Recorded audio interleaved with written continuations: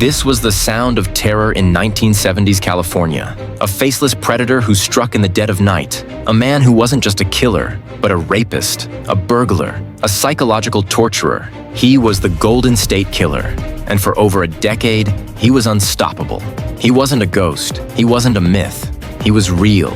And tonight, you'll hear the full story, from the first break-in to the final arrest, decades later.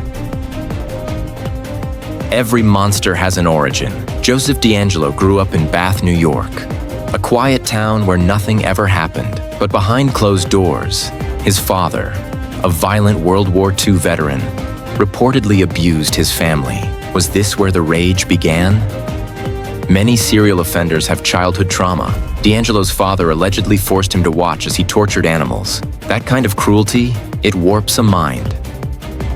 After serving in Vietnam, DeAngelo joined the Exeter Police Department in 1973. He was a cop, a trusted figure, but within a year, the first attacks began. Before he was the Golden State Killer, he was the Visalia ransacker, a burglar who didn't just steal. He left disturbing calling cards, piles of stolen photos arranged like a shrine, women's underwear draped over furniture, food eaten at the scene. I chased him through backyards. He shot at me, point blank. The bullet grazed my flashlight. If it had been an inch higher, the ransacker vanished overnight. But he didn't stop. He evolved. Now in Sacramento, his crimes escalated. He targeted couples, tying up the man with intricate knots, stacking dishes on his back as a warning system. Then he'd rape the woman for hours, whispering threats. He kept saying, "I'll kill your baby if you scream." My husband was tied up next to me, helpless. This was psychological domination.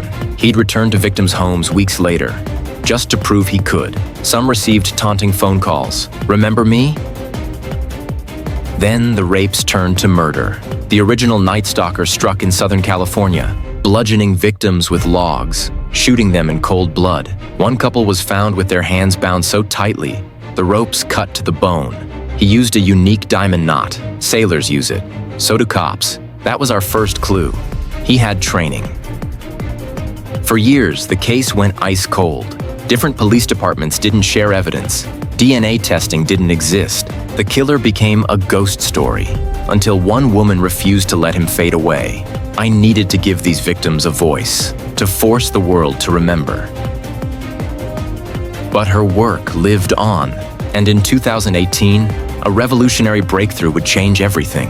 Investigators uploaded the killer's DNA to a public genealogy site. They found distant relatives, then built a family tree, and at the very end of one branch, Joseph DeAngelo. In 2020, DeAngelo pleaded guilty to 13 murders. He avoided the death penalty, but will die in prison. Because of this case, laws changed. DNA databases expanded. Dozens of cold cases were solved. But for the survivors, closure came too late. The boogeyman was real, but in the end, science won.